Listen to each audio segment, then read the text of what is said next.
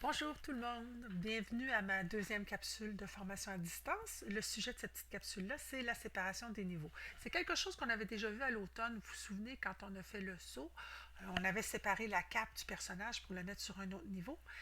Alors là, on va regarder ça d'un petit peu plus près, si vous le voulez bien. Donc, je commence.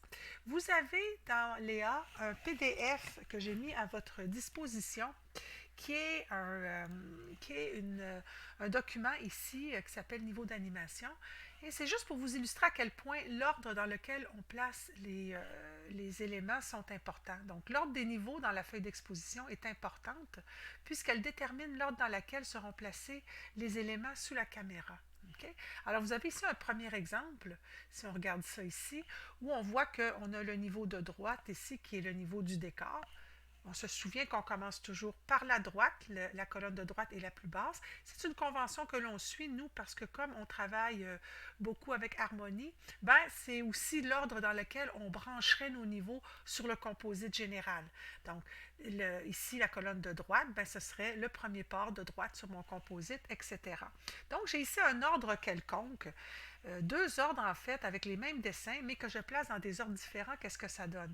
Alors par exemple, ici, si j'ai le décor, que j'ai mon élément de verdure ici, qui est une espèce de décor, c'est un ciel, la verdure, c'est comme un petit peu le sol avec un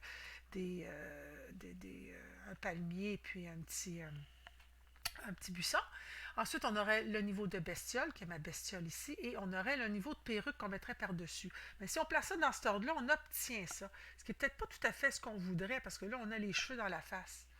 Alors, avec les mêmes dessins, tout à fait exactement les mêmes dessins, mais un ordre différent. Donc, ici, on aurait le décor, la perruque, bestiole et finalement toute la verdure par-dessus. Ben là, on obtient quelque chose qui ressemble peut-être un peu plus à ce qu'on voudrait. Donc, même dessin, même exposition, mais pas dans les mêmes colonnes. Les ordres de colonnes ou ordre de branchement ou composite qui n'est pas le même, alors on obtient un résultat différent. Donc, il faut faire attention à ça. On va aller regarder ça avec un document ici qui pourrait nous montrer un petit peu pour illustrer ça. Alors, j'ai ici dans mon Photoshop exactement les mêmes éléments que j'ai dans mon document PDF. En passant, ce petit document-là PDF est bien sûr disponible sur Léa. C'est le document d'accompagnement de cette capsule.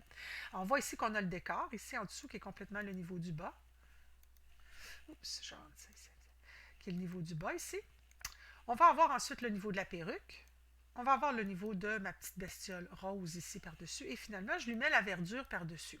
Alors ça, c'est un ordre que je pourrais vouloir. Mais on se rend très bien compte que si je change l'ordre, par exemple, si je mets la perruque complètement par-dessus et que je viens placer ma verdure, ma bestiole par-dessus ma verdure, bien là, j'obtiens peut-être quelque chose qui n'est pas souhaité. C'est-à-dire, premièrement, on ne voit plus la face de mon personnage et deuxièmement, il y a les pieds dans le buisson d'une façon qui n'est pas très logique. Donc, c'est pour vous montrer un peu qu'effectivement, l'ordre est excessivement important. Alors, vous avez ici quelque chose, je vais m'en profiter pour vous montrer quelque chose que vous verrez de façon un petit peu plus particulière quand vous aurez votre cours de décor linéaire et pose-clé. Vous remarquerez ici que mon élément, je l'ai appelé OL. Je vais fermer ce groupe-ci. Je vais en ouvrir un autre pour vous expliquer un petit peu ça. On va appeler décor BG ce qui est fixe en arrière, hein, le décor étant toujours le niveau le plus bas, forcément le plus bas, parce qu'il ne peut rien avoir derrière le décor. Mais je peux peut-être avoir un élément de décor que je voudrais avoir placé par-dessus mon décor, mais c'est un élément de décor qui ne bougera pas. À ce moment-là, on appelle ça un OL. Par exemple, ici, ma verdure, c'est un OL. On appelle ça un overlay. C'est un élément qui ne bouge pas. OL veut dire overlay. C'est un élément qui ne bouge pas et qui est situé par-dessus le décor.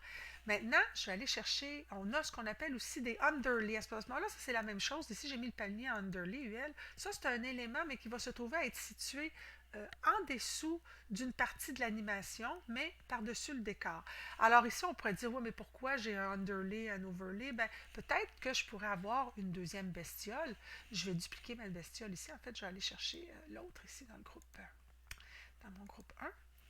Je vais me prendre mon autre bestiole, puis je vais me l'amener ici. D'accord? Je pourrais me dire, par exemple, dans mon animation, mettre une bestiole et la placer, je vais mettre le UL par-dessus le décor, et avoir une deuxième bestiole qui, elle, serait placée en dessous du UL. À ce moment-là, cette bestiole-là peut-être que je voudrais qu'elle soit comme, voyons, excusez-moi, outils, voilà. Attendez, excusez, c'est parce que là, rien ne va plus. Bah, voilà, je vais y arriver. Et à ce moment-là, peut-être qu'on voudrait, par exemple, que ce soit une bestiole, mais qui est cachée derrière l'arbre ici, vous comprenez? Alors, j'aurais l'arbre en avant, l'autre bestiole qui est cachée en arrière, donc décor, bestiole, élément animé, caché derrière l'arbre. Euh, caché derrière l'arbre. L'arbre en UL, pourquoi UL? Parce que c'est un élément de décor, mais par-dessus un élément d'animation, en dessous d'un autre niveau d'animation, qui serait la perruque et ma bestiole. Et finalement, on aurait un OL, l'autre verdure. Alors, UL, OL, c'est des appellations pour des éléments de décor qui ne seront pas animés, mais qui ne sont pas directement sur le décor, qui sont séparés du décor pour pouvoir permettre certaines interactions ou certains effets de profondeur.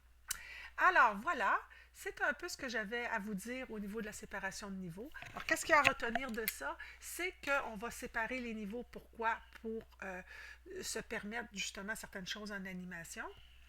Par exemple, un élément de décor que l'on veut par-dessus, ou encore un élément de suivi de mouvement. On l'avait vu comme quand on avait fait la princesse avec, pas la princesse, mais le saut avec sa cape. Vous auriez vu ça avec princesse aussi, le saut avec la cape. Bien, la cape continue à bouger alors que le personnage ne bougeait pas, alors on va le séparer. Donc, c'est ça l'utilité de la séparation de niveau. C'est de pouvoir garder fixe des éléments qu'on ne veut pas faire bouger. Et se souvenir bien sûr que l'ordre dans lequel on place les niveaux sont très importants. Donc notre animation peut être bonne, peut être belle, mais et le timing peut être excellent, mais si les niveaux ne sont pas bien respectés, à ce moment-là, on peut obtenir quelque chose qui est complètement inacceptable, comme une bestiole avec une perruque dans le visage et qu'on ne la voit pas sourire agréablement à l'écran. D'accord, alors écoutez, c'est tout pour cette capsule-ci, elle était assez courte. Vous avez le document PDF à récupérer qui accompagne. Et puis, je vous donne rendez-vous dans la prochaine capsule où on va parler de choses un petit peu plus techniques et nouvelles pour vous. Donc, à tout de suite.